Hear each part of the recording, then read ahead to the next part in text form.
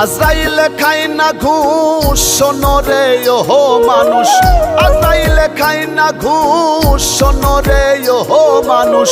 কি হইব কালো টাকার পাহাড় গড়িয়া, আইসো খালি যাইবা খালি 3 টুকরা কাপড় লইয়া। হে আইসো খালি যাইবা খালি 3 টুকরা কাপড় লইয়া।